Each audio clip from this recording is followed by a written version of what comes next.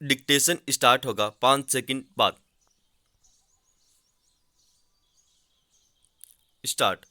Corona विषाणु के एक और नए रूप डेल्टा प्लस ने नींद उड़ा दी।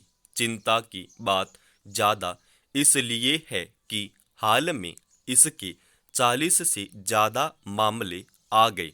ये मामले किसी एक नहीं बल्कि 5 राज्यों के हैं। सबसे ज़्यादा 21 मामले महाराष्ट्र और 6 मध्य प्रदेश में मिले। इसके अलावा केरल, कर्नाटक, तमिलनाडु, आंध्र प्रदेश, पंजाब और जम्मू में भी डेल्टा प्लस से संक्रमित मरीजों की पुष्टि हो चुकी है। महाराष्ट्र और केरल उन राज्यों में से है जिन्होंने पिछले सवा साल में कोरोना की सबसे ज़्यादा मार झेली है।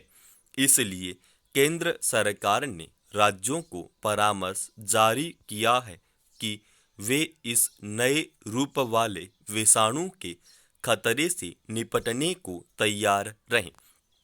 डेल्टा प्लस कितना खतरनाक है, इसका अंदाजा इसी से लगा सकते हैं कि सरकार ने इसे चिंताजनक विषाणु की श्रेणी में रखा है। दूसरी लहर ने जिस तरह से तबाही मचाई, उससे सबक लेते हुए अब केंद्र और राज्यों को सतर्कता बरतना जरूरी है। विशेषज्ञ तीसरी लहर की चेतावनी दे ही रहे हैं, इसलिए इस आशंका से इनकार नहीं किया जा सकता कि डेल्टा प्लस की तीसरी लहर का कारण बन जाए।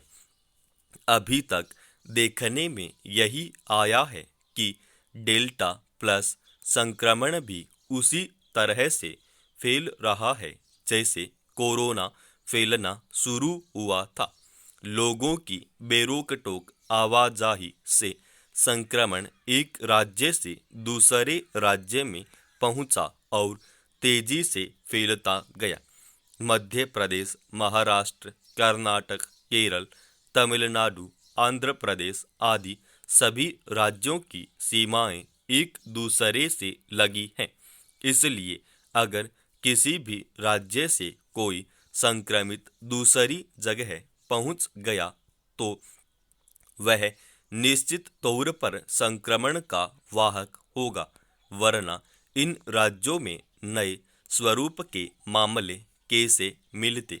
इसी डर के कारण गोवा ने महाराष्ट्र से लगने वाली सीमा पर सतर्कता बढ़ा दी है। पिछली बार संक्रमण का प्रसार रोकने के लिए राज्यों ने अपनी सीमाएं बंद कर ली थीं। भले अभी डेल्टा प्लस के मामले कम हैं, लेकिन जिस तरह राज्यों में विषाणु के इस नए रूप ने दस्तक दे दी है, वह चिंताजनक है।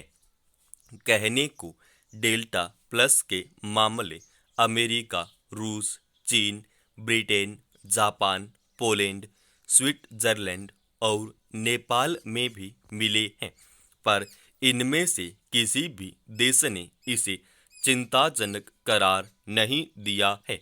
विश्व स्वास्थ्य संगठन ने भी इसे खतरनाक नहीं माना है, लेकिन भारत पहला देश है जिसने डेल्टा प्लस को चिंताजनक मानते हुए राज्यों को परामर्श जारी किया।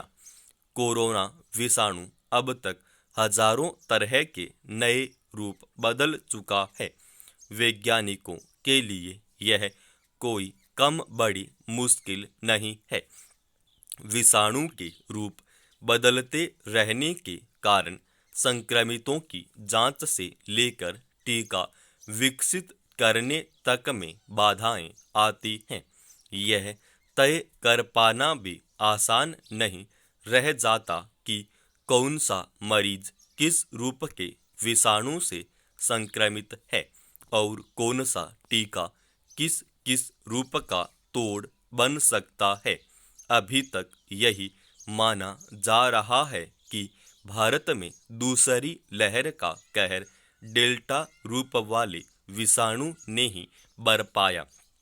इसी डेल्टा विषाणु ने अब डेल्टा प्लस का रूप धारण कर लिया।